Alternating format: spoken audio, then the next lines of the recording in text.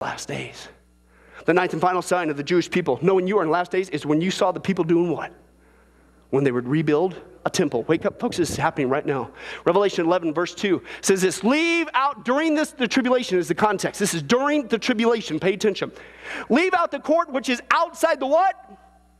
The temple, okay? And do not measure it, for it has been given to the nations, and they will tread underfoot the holy city, Jerusalem, defined by the context, for 42 months. Now, folks, again, according to the Bible, according to the book of Revelation specifically, it clearly reveals that there will be a Jewish temple during the time of the tribulation, right? Okay, but the only problem is the temple was destroyed back in 70 AD, okay? But gee whiz, can anybody guess just who happens to be preparing to build another temple right now? The Jewish people. But the problem is the Muslim Dome of the Rock is sitting right where many believe that the new temple needs to be, and so there's a conflict. And folks, that's why you got to wake up. It isn't just a land issue. This is why there's such strife in Israel. It's not just a land issue, it's a spiritual issue. But strife or not, the Bible is clear. One day, the end times temple will be rebuilt. In fact, many scholars believe it's going to possibly occur as a result of a peace treaty. Where's everybody wanting to make peace treaties? Of a peace treaty with the Antichrist himself, which is a single prophetic event that starts the 7-year tribulation. Daniel 9:27 says he, that's the Antichrist, will make a treaty with the people, the Jewish people, for a period of one set of 7. That's 7 years. He's fulfilling Daniel's 70th week prophecy. We've gone through 69. There's 1 to go. That's the 7-year tribulation. But after this time, half this time, he, the Antichrist, will put an end to the sacrifices and offering. Paul tells us that's when the Antichrist goes up into this newly built temple. He declares himself to be God, and he seeks then to annihilate 2/3 of the Jewish people. Folks, according to the Bible, if you read it, folks, we see that the specific event that starts with the 7-year tribulation is when the Antichrist doesn't just make a treaty, he makes a treaty with who?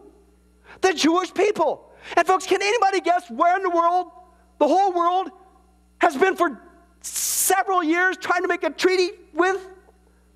Wake up, people, it's Israel. And that means, guess what? One of these proposed treaties that our minds have become so numb to, one of them, folks, is going to be with the Antichrist. And it'll be the single event that starts the tribulation. It's happening now.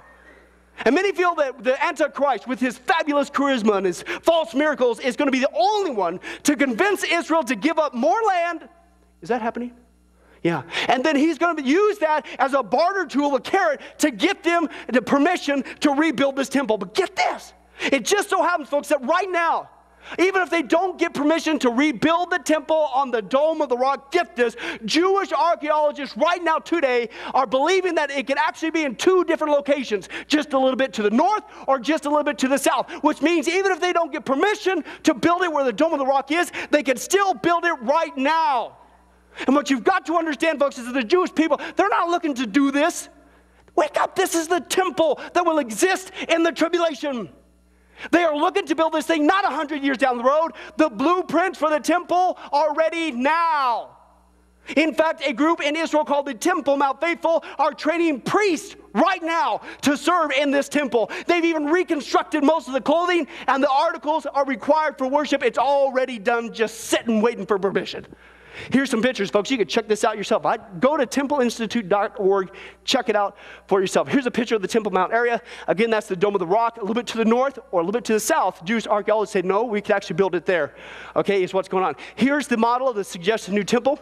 Already been well planned out. Here's another view of it, looking from the entry. Here's the front view, very ornate. And they're following, again, exactly to the Mosaic law. It's going on right now. Here's the ramp leading up to the altar where they will be offering, once again, Old Testament animal sacrifices. And this is the entryway to the Temple Institute in Jerusalem. This is where they're storing all the articles. This is where they're training the priesthood and everything like that. Here's the first golden menorah constructed since the destruction of the Holy Temple in 70 AD. We'll get to the importance of that in just a second. Here's the garments of the ordinary priests and the loom. It's already done, completely handmade, directly to the Mosaic law. Here's the spinning wheel with colored threads arranged for the high priest's garments. Here's 2 of the 72 golden bells, all of them already made, to be around the hem of the high priest's robe, ready to go. Here's some of the golden flasks needed for for water libation. Here's the silver shovel for removing ashes from the altar of sacrifice. Here's the gold and silver-plated ram's horn to be blown in the holy temple services. Here's the silver trumpets to announce temple services and regular festivals. Here's one of the harps to be used for music in the temple services. Here's one of the lyres to be used for music in the temple services. They got the instruments already done. Here's some of the wooden and golden lots used to determine which goat will be used for the sacrifice, which one will be the scapegoat as well.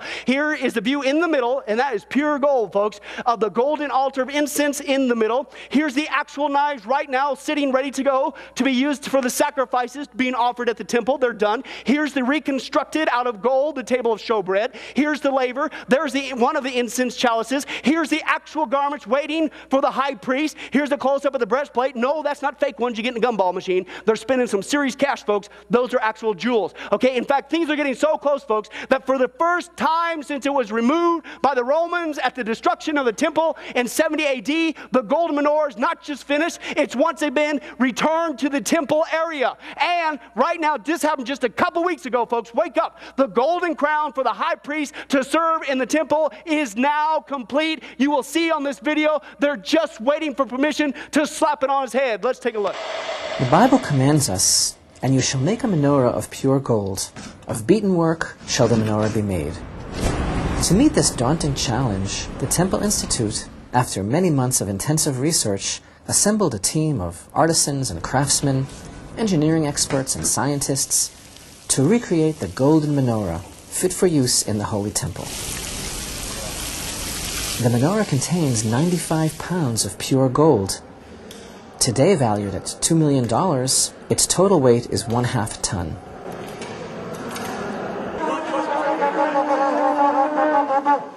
For 2,000 years, the Jewish people have become accustomed to the scene depicted on the Arch of Titus, notorious symbol of Jewish exile. Our forefathers, forced to carry the sacred vessels of the Holy Temple out of Jerusalem and into exile. Witnessing the menorah once again being carried through the streets of Jerusalem, but this time towards the Holy Temple, filled the people with an overwhelming feeling that history was being reversed, a circle being closed.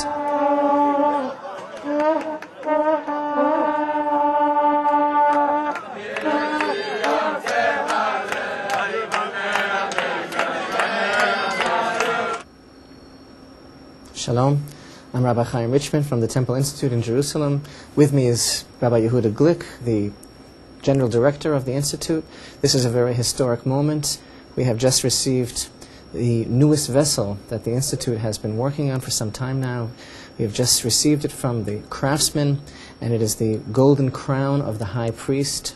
You know that the high priest wears the 8 golden garments, and one of them, described in the Torah, is a golden crown which sits not on top of his head like a king would wear, but across his forehead, and it carries the words, "Holiness unto the Lord," Kodesh Lashem.